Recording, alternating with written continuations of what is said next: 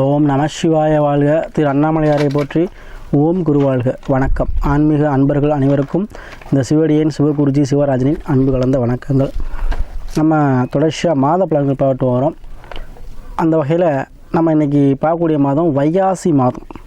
ஏன்னா அந்த வைகாசி மாதங்கிறது பார்த்திங்கன்னா ஒவ்வொரு ராசிக்கும் மிகச்சிறந்த ஒரு பலன் அளிக்க இருக்குது. வாழ்க்கையில் முன்னேறக்கூடிய மாதமாக இந்த வைகாசி மாதம் இருக்கும். ஏன் நம்ம மாத பலன்கள் அதிகமாக போடுறோம் அப்படின்னா, இந்த மாதக்கோள்கள் பார்த்திங்கன்னா சில வருடக்கோள்கள் பார்த்திங்கன்னா ஒரு குரு பகவான், சனி பகவான், ராகுகேதுகள் இதெல்லாம் பார்த்திங்கன்னா வருடக்கோள்கள். இவங்களாம் வருடத்துக்கு பின்பகுதி தான் பலனாக கொடுப்பாங்க. அதுவும் சனி பகவான் பார்த்திங்கன்னா மெல்ல மெல்ல கொடுத்துட்டு வருவார். ராகுகேதுலாம் பிற்பகுதியெலாம் கொடுப்பாங்க. குரு பகவான் சென்டரில் கொடுப்பார். ஆனால் இந்த மாதக்கோள் சொல்லக்கூடிய சூரியன், செவ்வாய், புதன், இந்த கோள்கள்லாம் பார்த்திங்கன்னா சுக்கிர பகவான் இவெல்லாம் பார்த்திங்கன்னா வருஷக்காக கொடுக்கக்கூடிய பலனை விட ஒரே மாதத்தில் கொடுத்துட்டு போயிடுவாங்க. அதுதான் நம்ம கோள் சாரத்தில் நம்ம முக்கியமாக பார்க்கக்கூடியது. அதனால தான் நம்ம இந்த மாத பலன்கள் போட்டு வரோம். அந்த வகையில் நம்ம இன்றைக்கி பார்க்கக்கூடிய ராசி மிதுன ராசி. பொதுவாக மிதுன ராசிக்காரங்க எப்பவுமே பார்த்திங்கன்னா ஒரு ஆழ்ந்த அறிவு கொண்டவங்க, பிறரை சார்ந்து அதாவது பிறர் உதவியை நாடக்கூடியவங்க, எப்போதுமே ஒருத்தர் ஆலோசனை கேட்டுகிட்டே இருப்பாங்க. அதே போல் எப்போவுமே இவங்க என்ன பண்ணுவாங்க, முதல் வாய்ப்பை பயன்படுத்திக்கணும். அதுதான் ஒரு வாழ்க்கையில் நல்ல ஒரு நிலையை கொடுக்கும், வாழ்க்கையை உயர்த்தி கொடுக்கும். ஏன்னா இவங்க எப்போயும் முதல் படியை என்ன பண்ணிடுவாங்க, முதல்ல வர வாய்ப்பை தட்டி விட்டுருவாங்க, அடுத்த வாய்ப்பை பயன்படுத்திக்கலாம். அந்த மாதிரி இருக்கக்கூடாது, சரிங்களா? அதே போல் இந்த மிதுன ராசி எப்போ குதூகலமாக இருக்கும், குழந்தைத்தன்மை அதிகமாக இருக்கக்கூடிய ராசி. எப்போவுமே என்ன பண்ணுவாங்க, விளையாட்டு தன்மை அதிகமாக இருக்கும், சிரிச்சிட்டே இருப்பாங்க, சரிங்களா? அதனால் இந்த குழந்தை மீதியாக இருக்கக்கூடிய அந்த மிதனராசி அன்பர்களே, உங்களுக்கு அந்த குதூகலமாக இருக்கக்கூடிய அமைப்பை இந்த வைகாசி மாதம் கொடுக்க இருக்குது. ஏன்னா உங்கள் இந்த கிரகநிலை பார்த்திங்கன்னா அந்த மாதிரி சூழ்நிலை இந்த மாதம் கொடுக்கு. நம்ம அதை பற்றி விரிவாக பார்ப்போம். அதுமாதிரி இந்த மாதத்தில் சில முக்கிய சுபமுகூர்த்த தினங்கள் வருது. ஏன்னா வைகாசி மாதங்கிறப்போ கண்டிப்பாக திருமணம் சார்ந்த விஷயங்கள், சுப நிகழ்ச்சிகள்லாம் நடத்துவீங்க. அதுக்கு உங்களுக்கு உபயோகமாக இருக்கும். அதனால் அந்த சுப முகூர்த்தங்களை பார்த்துக்குவோம். ஃபஸ்ட்டு பார்த்திங்கன்னா வைகாசி மாதம் 6ஆம் தேதி, அதாவது மே மாதம் 19ஆம் தேதி ஞாயிற்றுக்கிழமை ஒரு வளர்பிற சுப முகூர்த்தங்க. அதே போல் வைகாசி 22ஆம் தேதி திங்கட்கிழமை, ஜூன் மாதம் 9ஆம் தேதி அதுவும் வளர்பிற முகூர்த்தம். அதே போல் வைகாசி 30 புதன்கிழமை, அதுவும் ஜூன் 12ஆம் தேதி ஆங்கிலத்துக்கு, அதுவும் வளர்பிற முகூர்த்தம். அதே போல் தேய்பிறை முகூர்த்தம் 2 முகூர்த்தம் இருக்குது. வைகாசி 13 ஞாயிற்றுக்கிழமை, அதாவது மே 26. அதே போல் ஜூன் 2 வைகாசி 20 ஞாயிற்றுக்கிழமை. இது ரெண்டும் பார்த்திங்கன்னா தேய்பிறை சுப முகூர்த்த தினங்கள். பொதுவாக வளர்பிறை முகூர்த்தம் பயன்படுத்துவது நல்லது. சரி, இதான் முடியாத பட்சத்துக்கு நமக்கு நாட்கள் கிடைக்கல அப்படிங்கிறப்போ நம்ம தேய்பிறை முகூர்த்தையும் பயன்படுத்திக்கலாம். சரிங்களா? அதாவது பயன்படுத்தி நீங்கள் சுப நிகழ்ச்சியை நடத்தலாம், சரிங்களா?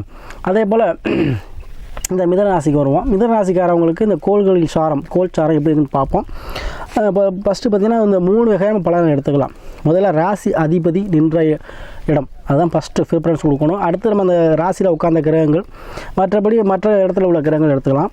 இப்போ நம்மளுடைய ராசி அதிபதி சொல்லக்கூடிய புதன் பகவான் பார்த்திங்கன்னா மேச ராசியில் சுக்கிர பகவான் புதன் சேர்ந்து 11 இடம், உங்களுடைய ராசிக்கு 11ஆம் பாவத்தில் வெற்றி பாவத்தில் அமர்ந்திருக்கார். அதே போல் உங்களுக்கு ராசிக்கு 12 குரு ப்ளஸ் சூரியன் இருக்காங்க ரிஷபத்தில். ராசிக்கு 10 செவ்வாய் ராகு சேர்க்கை இருக்குது மீனத்தில். அதே போல் ராசிக்கு 9 சனி பகவான் இருக்கார். ராசிக்கு 4ஆம் பாவத்தில் கேது பகவான் இருக்கார்.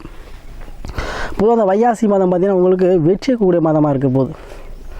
ஏன் சாமி அப்படின்னா, உங்கள் ராசி அதிபதி என்ன பண்ணுறாரு, 11ஆம் பாவம்னு சொல்கிறார். எந்த விஷயமுமே நடைபெறணும், எந்த விஷயத்துக்கும் வெற்றி வரணும், லாபம் வரணும், ஒரு சேமிக்கணும். இப்போ வேலை பார்க்குறோம், சம்பாதிக்கிறோம், ஒரு காசாவது நம்ம சேர்த்து வச்சா தானே பின்னாடி நம்ம பிள்ளைகளுக்கோ இல்லை நம்ம தேவைக்கோ நமக்கே சில நேரங்களில் தேவைப்படும். அதுக்கோ நம்ம யூஸ் பண்ண முடியும். அந்த பாவகம் தான் 11ஆம் பாவம். நம்ம சேமித்து வைக்கக்கூடிய பணம், லாபத்தை கொடுக்கக்கூடிய அமைப்பு, இதெல்லாமே 11ஆம் பாவம். அதில் முக்கியமாக வெற்றி, எந்த விஷயத்தை எடுத்தாலும் வெற்றி பெறணும், சரிங்களா? ஒரு கேஸாக இருக்கலாம், இல்லை ஒரு போட்டியாக இருக்கலாம், இல்லை ஒரு தொழில் பிஸ்னஸாக இருக்கலாம், சரிங்களா? எந்த ஒரு காம்படிட்டிவ் எக்ஸாம், அதே போல் ஒரு காம்படிட்டிவ் ஒரு போட்டி தன்மை, இதெல்லாம் வெற்றி வரணும்னா அது 7ஆம் பாவத்தோடு இல்லாமல் வர முடியாது. அப்போ உங்களுக்கு என்ன ஆகும், 11ஆம் பாவம் வெற்றி பாவம். அப்போ இந்த மாதம் உங்களுக்கு அனைத்திலும் வெற்றி கொடுக்கக்கூடிய மாதமாக இருக்க போகுது. அது எந்த விஷயமாக இருக்கலாம். நீங்கள் பிஸ்னஸ் பண்ணுறதா இருந்தாலும் சரி, இல்லை ஒரு திருமணம் சார்ந்தது தடை தாமதமாக இருந்தாலும் சரி, இல்லை ஒரு வீடு கட்டுற அமைப்பு, வீடு கட்டுற சாமி, அஷ்டமச்சனையில் பாடுபட்டுட்டேன், வீடு வாசல் விற்றுட்டேன், அவமானம் பட்டுட்டேன், உறவினர் இருந்தால் பகையாகி போச்சு, எல்லாமே வாழ்க்கையில் வெறுத்து போய் வாழ்க்கைனா என்னன்னு தெரிஞ்சுக்கிட்டு இப்போ கடைசி நிலையில் ஏதோ ஒரு என்ன சொல்லுவாங்க, 100க்கு 20% ஓரளவு நிம்மதியாக இருக்கிறேன் அப்படின்னு சொல்லக்கூடிய மிதுன ராசி அன்பர்களுக்கு இந்த மாதம் எல்லாமே உங்களுக்கு சக்ஸஸ் ஆக போகுதுங்க. சரிங்களா. அதே போல் எல்லா விஷயமும் உங்களுக்கு மாறக்கூடிய மாதமாக இந்த மாதம் இருக்க போது. ஏன்னா 11ஆம் பாவத்தில் புதன் பகரும்பொழுது உங்களுக்கு கண்டிப்பாக அனைத்தும் சாதகமாக அமையக்கூடிய சூழ்நிலை அமைப்பு பெற்று தரும். அதுவும் உங்களுக்கு ராசிக்கு 4 கூடியவர் 11 இருக்கார். வீடு சம்மந்தமாகட்டது, இடம் சம்மந்தப்பட்ட பிரச்சனை, வீடில் உள்ள பிரச்சனை. ஏன் அந்த வீடு பிரச்சனையை நான் பேசினேன் அப்படின்னா, உங்களுக்கு வீடை முன்னிட்டு லாபம் கிடைக்க போதுங்க. ஒருத்தருக்கு வீடு கட்டியிருப்பார் அஷ்டம ஞானத்தில். வீடு என்ன இங்கே எந்த விஷயமும் ஒரு தொட்டாலாம் செலவாகிருக்கும். அப்போது வீடு வசதி கட்ட ஆரம்பிச்சிருப்பீங்க. நான் சென்ட்ரிங்களோ போட்டிருக்க மாட்டீங்க. சில சென்ட்ரி போட்டு பூசாமல் இருப்பீங்க. சில பூசி நிலையெல்லாம் வச்சுருப்பீங்க. இன்னும் பால் காய்ச்ச முடியாமல் சூழ்நிலையோடு இருக்கலாம். ஸோ அந்த மாதிரி உள்ளவங்களுக்கு என்ன போகுது, இன்றைக்கி இப்போ அந்த பிரச்சனைலாம் சால்வ் ஆக போகுது. அதே போல் இட பிரச்சனை, யாருக்கெல்லாம் இடம் வில்லங்கமாக இருக்குது, ஸோ அங்கமங்கலி பிரச்சனையாக இருக்குது, சொத்து பிரச்சனையாக எல்லா பெரிய பிரச்சனையாக இருக்குன்னு சொல்லக்கூடியவங்களுக்கு அதுலேருந்து விடுபடக்கூடிய அமைப்பை பெற்றுத்தரும். ஏன்னா 11ஆம் பாவத்தில் உங்களுக்கு சுக்கிர பகவானும் சேர்ந்துருக்கிறார். அப்போ சுபகிரகமும் இருக்குது உங்களுக்கு சுக்கிரன் பார்த்திங்கன்னா 5க்கும் 12 கூடியவர். அப்போ பூர்வீகம் சம்மந்தப்பட்ட பிரச்சனை, பூரியத்தில் உள்ள தொல்லைகள் இதெல்லாம் நீங்க போதுங்க. அங்கமங்கலி பிரச்சனைலாம் சீரப்போது உங்களுக்கு, சரிங்களா. அதே போல் நீங்கள் நினைத்த காரியங்களை நினைத்தபடி நிறைவேற்றக்கூடிய காலமாக இந்த காலம் அமையும். அதுலேயும் சுக்கிர பகவான் இன்ஜின் சொந்தக்காரர், வண்டி வாகன சொந்தக்காரன். கண்டிப்பாக வண்டி வாகனம் வாங்கக்கூடிய ஒரு எண்ணங்கள் உங்களுக்கு இருக்கும். இந்த வீடியோ பார்க்குறவங்க எல்லாருக்குமே சொல்கிறேன், அந்த எண்ணங்கள் உங்களுக்கு இருந்துகிட்டு இருக்கும். ஏதோ ஒரு வண்டி வாங்கணும், ஒரு 2 வீலர் ஆச்சும் வாங்கணும், இல்லை ஒரு டாடாஸ் வாங்கணும், ஒரு கனரக இயந்திரங்கள் வாங்கணும், இல்லை ட்ராவல் ஏஜென்சி வைக்கணும். இந்த மாதிரிலாம் யாருக்காக விருப்பம் இருக்கோ அவங்க தகுதிக்கு ஏற்றால் போல் ஒரு வண்டி வாகன சேர்க்கை கண்டிப்பாக ஏற்படும். அடித்து வச்சுக்க சொல்லி சொல்கிறேன், கண்டிப்பாக எழுதி வச்சுக்கோங்க. அதே போல் திருமணம் சார்ந்த பத்திரிகை எழுதிவிடுது. ஏன்னா 11ஆம் பாவம் இளைய திருமணம். அப்போ கண்டிப்பாக யாருக்கெல்லாம் மறுமணம் சார்ந்த விஷயங்கள், திருமணம் சார்ந்த விஷயங்கள் இதெல்லாம் கண்டிப்பாக நடைபெறுங்க. அதே போல் உங்களுக்கு படையில் குரு சூரியன் இருக்கார். அப்போது கண்டிப்பாக கடல் கடந்து செல்லக்கூடிய அமைப்பு உங்கள் குழந்தைகளுக்கு கண்டிப்பாக ஏற்படும். அதே போல் தூரத்தில் இருக்கவங்க, வெளிநாடு வெளியூர் வெளிமாநிலத்தில் இருக்கக்கூடியவங்களுக்கு பதவி உயர்வுகள், பதவி ப்ரமோஷன்கள் கண்டிப்பாக உண்டு. அதே போல் உங்களுக்கு 10ல் பார்த்திங்கன்னா செவ்வாய் ராகு சேர்க்கை. கண்டிப்பாக தொழிலில் பெண்களுடைய ஆதரவு அதிகமாக கிடைக்கும், சரிங்களா. ரியல் எஸ்டேட் பண்ணக்கூடியவங்களுக்கு அதீத வருமானங்கள் கிடைக்கும். கமிஷன் தொழில் இந்த மாதிரி வாய் வைத்து பிழைக்கக்கூடியவர்களுக்கு அருமையான ஒரு காலமாக இந்த காலமையும். 9 சனி, பாக்கியத்தில் சனி இருக்கிறார். கண்டிப்பாக வரவேண்டிய பாக்கியம் சனி நல்லா தான் இருக்கார், இன்னும் வக்ரமாகலை, அஸ்தமனம் ஆகலை. இந்த மாதத்தில் கண்டிப்பாக வரவேண்டிய பாக்கியம், ஏன்னா கெடுத்தவர் உங்களை அவர் தான். கண்டிப்பாக இப்போ அவர் என்ன உங்களுக்கு பாக்கியத்தை கொடுக்க போகிறார். 8 இருந்து உங்களை பாடப்படுத்தினார்ல, என்னென்னு ஒன்றுமே பண்ணாட்டியும் அவமானத்தை செஞ்சுருப்பீங்க. உங்கள் மேலே தப்பே இருக்காது, ஆனால் தேடி ஒரு அவமானம் வந்திருக்கும், சரிங்களா. அதனால் ஒரு கர்ம வினை கொடுக்கக்கூடியவர், சரியா. அவர் பாரபட்சம் பார்க்க மாட்டார். போன பேரில் செஞ்ச ஏதாவது பாவம் பண்ணியிருந்தீங்கன்னா இந்த பிரிவில் தண்டிச்சிருப்பார். அப்போது உங்களுக்கு அதை கெடுத்து அவர் இப்போ என்ன உங்களுக்கு கொடுக்க வர்றார். அப்போ சனி பகவான் உங்களுக்கு லாபத்தையும் கண்டிப்பாக வருமானத்தையும் கொடுக்க போகிறார், சரியா. ஏன்னா 9ல் சனி இருக்கும்போதுன்னா ஒரு பாக்கியஸ்தானம், மகாலட்சுமி ஸ்தானம் சொல்லக்கூடியது. அப்போ கண்டிப்பாக உங்களுக்கு தேவையான அளவு வருமானத்தை கொடுக்கும். அதே போல் யாருக்கெல்லாம் வேலை வாய்ப்பு இல்லையோ கண்டிப்பாக வேலை வாய்ப்பு ஏதோ ஒரு வகையில் ப்ரைவேட்லேயோ ஏதோ ஒரு வகையில் ஒரு வேலைவாய்ப்பு அமைக்கணும். ஏன்னா உங்கள் ராசி அதிபதி பலமாக இருக்கிறார்.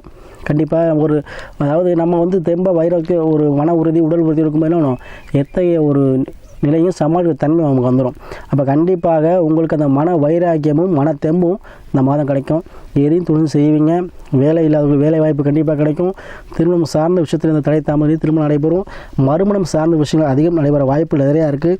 பூர்வீக சொத்தில் பிரச்சனை, பூர்வீக சொத்தில் பிள்ளைங்க, கோர்ட்டு கேஸ் பிரச்சனை எதாக இருந்தாலும், அதாவது தந்தை சொத்தில் பிரச்சனை, பாட்டமன்றத்தில் பிரச்சனை, கோர்ட்டு கேஸ் நடக்குது சாமி, இந்த மாதம் ஃபேவரட் ஆயிரும். கோர்ட்டு கேஸு பிரச்சனை இந்த மாதம் உங்களுக்கு ஃபேவரட்டாக இருக்கும். அதே போல் வீடு வாச கட்டளை உள்ள தடை தாமதங்களும் வீடு கட்டி ஹோமங்கள் பண்ணக்கூடிய, கணபதி ஹோமம் பண்ணக்கூடிய அமைப்பு இந்த மாதம் உங்களுக்கு உண்டு. அதனால் கண்டிப்பாக இந்த மாதம் உங்களுக்கு கடனை அடைச்சி உங்கள் நிம்மதியான வாழ்க்கையை, உங்களுக்கு கை நிறைய பொருளாதாரம் குறைவில்லாத ஒரு மாதமாக இந்த மாதம் அமையப்போகுது. அதே போல் தொடர்ச்சியாக நமக்கு நிறைய பேர் மிதுனராசி அன்புகள் ஆதரவு கொடுத்துட்டு வரீங்க, ஜாதகங்கள் அனுப்பி. அதனால் மிதுனராசி அன்புகள் அனைவருக்கும் நன்றியை சொல்லி, அதுபோல் உங்கள் சுய ஜாதகத்தை பார்த்துக்காங்க. அதில் உங்களுடைய லக்கணங்கிறது உயிர், ராசிங்கிறது உடல், தசாபுத்தி நிலைகள். அப்போ தசாபுத்தி தான் மெயின், சரிங்களா. எந்த கிரகம் தசா நடத்துது, எந்த கிரகம் புத்தி நடத்துது, அப்போ அந்த கிரகத்துக்கு ஏற்றாற்போல் நம்முடைய செயல்களை மாற்றிக்கணும். அதுக்கு தான் தசாபுத்தியை பார்க்கணும். கண்டிப்பாக தசாபுத்தியை பார்த்து முடிவெடுங்க. வாழ்க்கையில் அனைத்துமே கிடைக்கும். இந்த மாதம் உங்களுக்கு எதை தொட்டால் வெற்றியாகக்கூடிய மாதம், பயப்பட வேண்டாம். வைகாசி மாதம் உங்களுக்கு அருமையான பொன்னான மாதங்க. எல்லா கவலையும் மறந்து நிம்மதியான வாழ்க்கையை கொடுக்கக்கூடிய மாதமாக இந்த மாதம் உங்களுக்கு அமையும்.